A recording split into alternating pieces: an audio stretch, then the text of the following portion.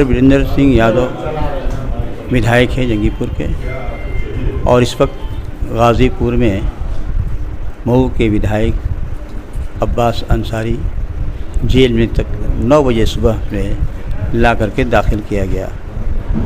अब तक 2 बजे तक उन्हें जेल से नहीं ले जा करके फाटक में नहीं ले जाया गया है, जबकि फाटक में बैठ के लोग कुरान पढ़ रहे हैं।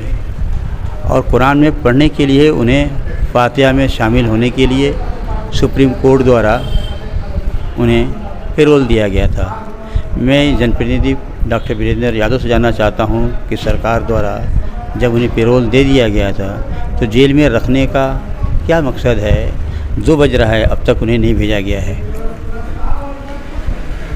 देखिए, विधायक मऊ को सुप्रीम कोर्ट ने आदेश किया था कि 48 घंटे तक ये पैरोल पर इनको जो है रिहा किया जाता है, और उसके बाद अगर प्रशासन के लोगों द्वारा उनको रोका गया है तो सरासर सुप्रीम कोर्ट के आदेश का अनादर है। इसलिए मैं आपके चैनल के माध्यम से चाहूँगा कि हर व्यक्ति सुप्रीम कोर्ट के आदेश का अनुपालन करता है, प्रशासन को भी उनके आदेश का अनुपालन करना चाहिए।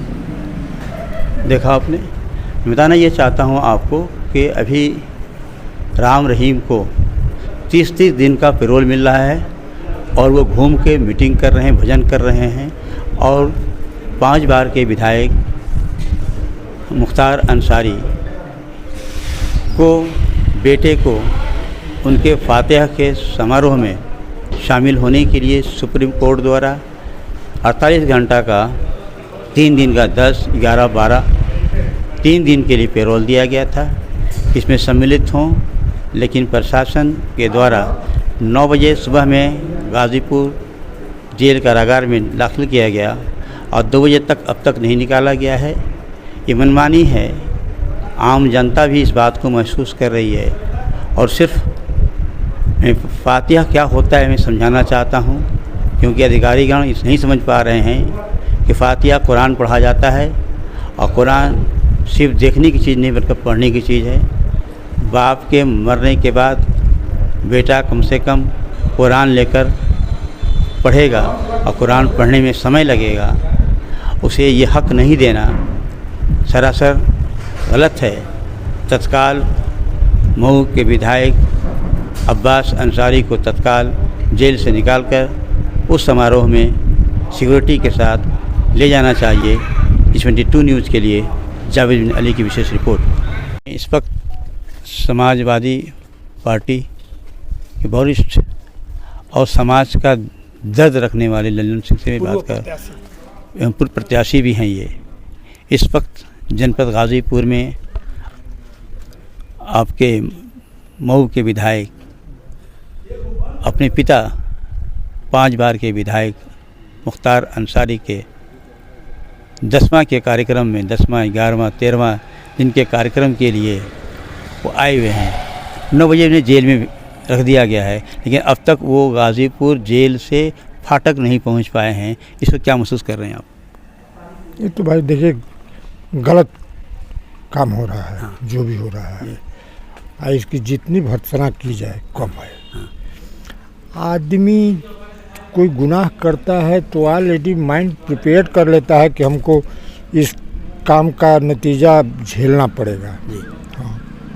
खास तौर से पॉलिटिकल लोग जो होते हैं थोड़ा उन्माद में हो जाते हैं, जिसके पास पद रहता है, लेकिन ऐसा होना नहीं चाहिए। नहीं होना चाहिए ना, समभाव का बनना चाहिए। हम टिकट भी नहीं मांगे, चुनाव भी लड़े, बहुत दुर्दशा हुई। हाँ। और इतनी कल्याण सिंह कुछ समय पहले के हुए थे मुख्यमंत्री, माने आप यकीन नहीं करेंगे कि हम लोग बूथ पे नहीं जा पाए प्रत्याशी होकर के। अच्छा। हाँ, पुलिस लगा कर के बाहर कि नहीं यहीं से देख लीजिए, अंदर नहीं जा गया। तो उनका बच्चे को जब मिल गया, बच्चे को पैरोल मिला है 3 दिन के लिए। हाँ? तो अब तक उनको घर पहुंचाना चाहिए था, और कुरान का पाठ पढ़ते वो। हाँ। ये गलत नीति है। हाँ।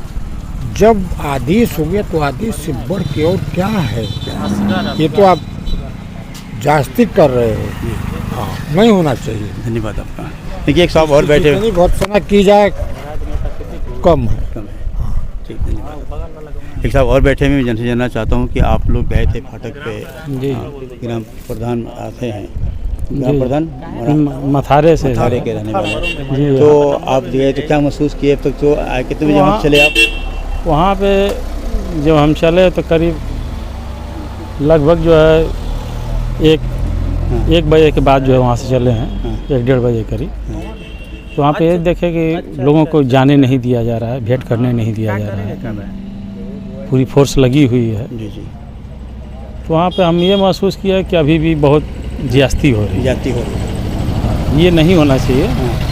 और दूसरी बात कि जब हमारे माननीय विधायक अब्बास अंसारी जी को जब पैरोल मंजूर हो गया है, तब ये चाहिए कि कम से कम कानून का पालन करते हुए वहाँ पे उनको पहुँचा देना चाहिए था।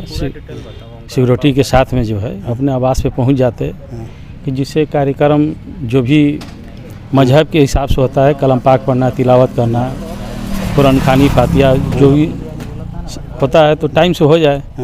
जब वो अब टाइम से पहुँचेंगे तो न पढ़ पाएंगे न कुछ भी। तो इसे सरकार की मंशा तो हमें समझ में नहीं आती है किसी तरह, और पूरी आवाम समझ रही है।